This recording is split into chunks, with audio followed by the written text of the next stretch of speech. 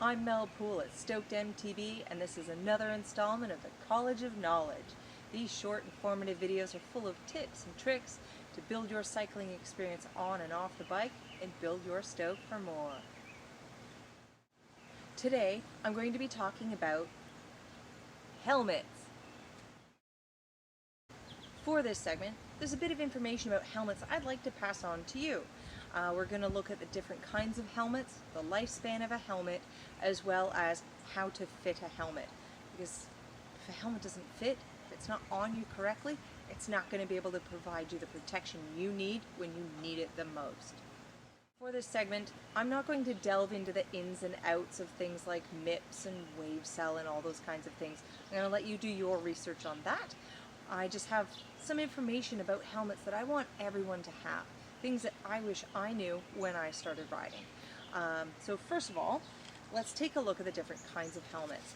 This here is a road helmet. When we look at it, it's very aerodynamic. It's all about sculpting the wind. The vents are created in such a way to pull the air through and cool the head as you're moving quickly through the air. And very windswept. Doesn't cover the back of the head too much because we're just worried about the aerodynamics and protecting our head in the case of an impact. And here we have a mountain bike helmet. Clearly it covers the back of the head a whole lot more because as mountain bikers we tend to tip over backwards a lot more than the average roadie. We have a fixed visor. Some of them they're not always fixed. But this one does have a fixed visor, goes up and down, so if you want to get full enduro with your goggles and such, that's an option there. The venting on it, there's still plenty of venting, but it's not as aerodynamic because aerodynamics don't play such a big role in mountain biking. Yeah, we're still working really hard, but we're not moving through the air at the speed that a road cyclist is. So these are more almost like stovepipes to allow the heat to come out as we're working hard but not moving quite as quickly, and also designed to help prevent having sticks and branches and stuff getting caught in that. So how long is a helmet good for? The answer is 3 to 5 years or one good crash.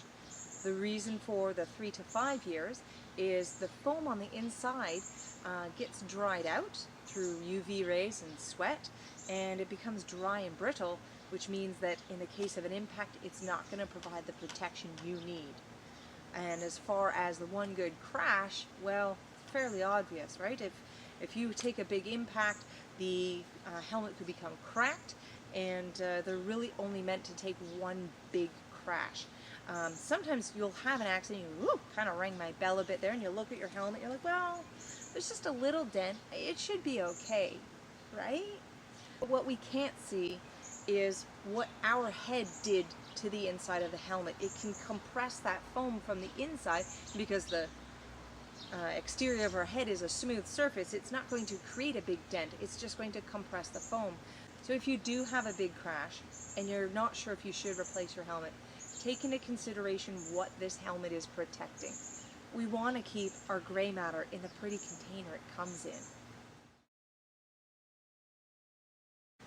A lot of manufacturers do have crash replacement programs, so in the case of a crash, maybe reach out to them to find out what their policy is.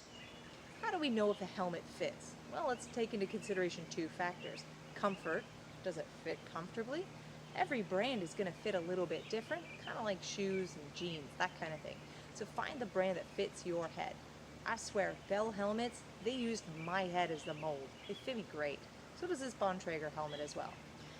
The second piece to consider is sizing. And how do we know if a helmet is the right size? Well, here's a little handy test.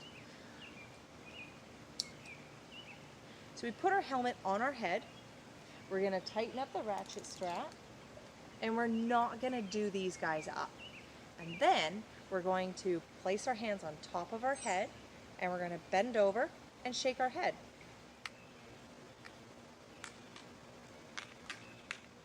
If the helmet sits, it fits.